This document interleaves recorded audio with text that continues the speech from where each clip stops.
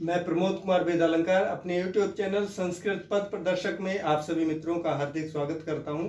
हम लोग पढ़ रहे हैं शुकनासोपदेश और भाग 2 तक हमने समाप्त किया है। आगे आइए भाग 3 के अंतर्गत शुकनासोपदेश का अगला पाठ प्रारंभ करते हैं। अशिशिरोपचार हार्यो अतितीव्रो दर्भदाह जोरोष्मः सततम मूल मंत्र शम्यो विषमो विषय विषास्वाद मोह नित्यम स्नान शौच बध्यो बलवान राग मलाप लेपह। आइए देखते हैं। मैंने आपको बताया था शब्द अगर अति कठिन लगते हैं तो उनको अलग अलग करके देखना चाहिए। तो सबसे पहला शब्द है अशिशिरोपचार हार्यः अति तीव्र। इसको भी, इस शब्द को भी अलग करके देखते हैं। न शिशिरोपचार हार्य इति अशिशिरोपचार हार्य न तत्पुरुष समास। शिशिरोपचार हार्य जो ऐसा उपचार जो शीतल के द्वारा, जिसका शीतल के द्वारा, शीतलता के द्वारा जिसका जो है उपचार किया जाता है, तो नहीं, उसका नहीं किया जा सकता है। यहाँ पर अशिशिरोपचार्य, उसका उपचार नहीं किया जा सकता है। कैसा?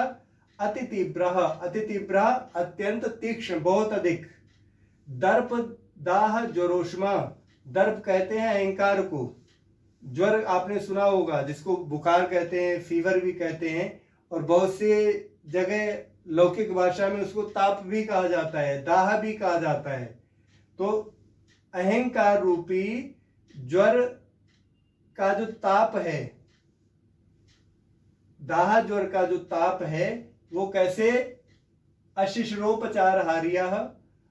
अब मैं बताता हूं आपको। आयुर्वेद में था कि जिसको बहुत अधिक बुखार आता है उसको शीतल जल से पट्टियां, उसके सिर पर पट्टी रखी जाती थी और उसका बुखार उतर जाता था। तो लेकिन ये अहंकार रूपी दाह ज्वर कैसा है? ये अशिशिरोपचार हार्य कि शीतल जल से भी ठीक होने वाला नहीं है। ये बहुत भयंकर है, अति तीव्र, अत्यंत तीक्ष्ण। अहंकार रूपी दाह ज्वर का ताप शीतल जल से भी शांत होने वाला नहीं है।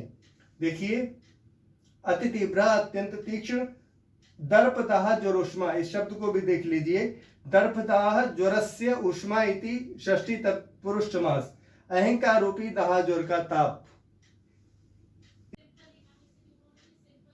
सततम मूल मंत्र शम्यो विषमो विषय विषास्वाद मोह। विषमः बहुत भयंकर, यहां देखेंगे विषमः भयंकर, विषय विषास्वाद मोह, जो विषय के स्वाद होते हैं वो कैसे होते हैं? विष के समान होते हैं। विषय के स्वाद विष के समान होते हैं। तो कहते हैं कि जो विषय रूपी विष के पान से अमूल मंत्र शम्य, अमूल मंत्र शम्य, मूल मंत्र ही शम्या, मूल मंत्र शम्या तृतीया तत्पुरुष समास। न मूल मंत्र शम्या इति न तत्पुरुष समास। अर्थात मूल कहते हैं, मूल आयुर्वेद में जड़ी बूटियों को कहा गया है। और मंत्र, जो मंत्र आते हैं मंत्र के द्वारा, तो पहले कुछ ऐसे रोग हुआ करते थे जो आयुर्वेद में जड़ी बूटियों के द्वारा शांत हुआ करते थे, और कुछ रोगों को मंत्रों के द्वारा, विचारण के द्वारा उसको जो है शांत किया जाता था। तो यहाँ कहते हैं कि जो विषय रूपी विष के आस्वाद के कारण जो उत्पन्न हुआ है उसको हम जड़ी बूटी तथा मंत्रों से भी शांत नहीं कर सकते हैं। विषय स्वाद मोह, विषय विषास्वाद मोह, विषय विषास्वादेन मोह तृतीया तत्पुरुष समास। विषय रूपी विष के पान से। नित्यम स्नान शौच बध्यो बलवान राग मलाप लेपः। इसको हम इस प्रकार समझने की कोशिश करें। बलवान राग मलाप लेपः नित्यम स्नान शौच बध्या। बलवान बहुत अधिक प्रबल है। क्या प्रबल है? राग, जिसको मोह कहते हैं, आसक्ति कहते हैं, उसका मल, मल कीचड़, अवलेपः, जो उसका अवलेप है। इसको शब्द को हम समझने की कोशिश करें। रंज घय, जैसे रागा बनता है, भागा बनता है, त्यागा बनता है, उसी प्रकार से ये शब्द बना हुआ है रागः। और कैसे बना है? रंज घय रागः। इसी तरह से अवलेपः, अवलिप घय अवलेपः, मलावलेपः, जो कीचड़ रूपी अवलेप है,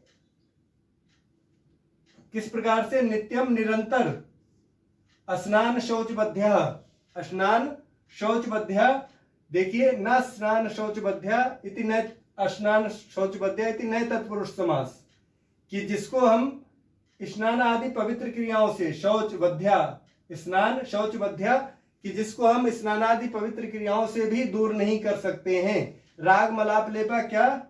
राग मलस्यावलेप, षष्ठी तत्पुरुष समास, आसक्ति रूपी कीचड़ का अवलेप, बहुत अधिक प्रबल आसक्ति रूपी मल का अवलेप निरंतर स्नान आदि पवित्र क्रियाओं के द्वारा भी दूर नहीं किया जा सकता है। आइए इसका सामान्य अर्थ समझ लेते हैं। अहंकार रूपी दाह जोर का ताप शीतोपचार से भी दूर नहीं किया जा सकता। इसलिए कैसा है? इसलिए ये अत्यंत तीक्ष्ण है और विषय रूपी भयावह विषय के पान से उत्पन्न मूर्छा लगातार जड़ी बूटियों और मंत्रों से भी शांत नहीं होती। आसक्ति रूपी मल का प्रबल लेप नित्य स्नान आदि पवित्र क्रियाओं से भी नष्ट नहीं किया जा सकता है। अजस्रमक्षपावसान प्रबोधा घोरा च राज्य सुख सन्निपात निद्रा भवतीति विस्तरेणा विधीयसे। राज्य सुख सन्निपात निद्रा अजस्रमक्षपावसान प्रबोधा घोरा च भवतीति विस्तरेण अविधीयसे। देखिए, राज्य सुख सन्निपात, राज्य सुखानाम सन्निपातः इति षष्ठी तत्पुरुष समास। राज्य सुख के समूह से अजस्रम सदा अक्षपावसान प्रबोधा, यहाँ पर क्षपा देखिए, अक्षपावसान प्रबोधा, क्षपा कहते हैं रात्रि को, अवसान ऐसी रात्रि जिसका समापन नहीं होने वाला है, और जब रात्रि समाप्त होती है तभी तो प्रबोधा जागरण होता है।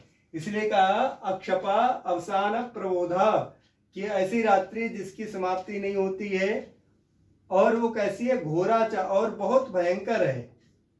राज्य सुख सन्निपात निद्रा, राज्य सुख के समूह से उत्पन्न निद्रा सदा ऐसी है जैसे रात्रि की समाप्ति ना होने वाली है। इति भवति, इति होती है, भवति होती है, इति इसलिए विस्तरेण अभिधीयसे, इसलिए तुम्हें विस्तार पूर्वक कहा जा रहा है।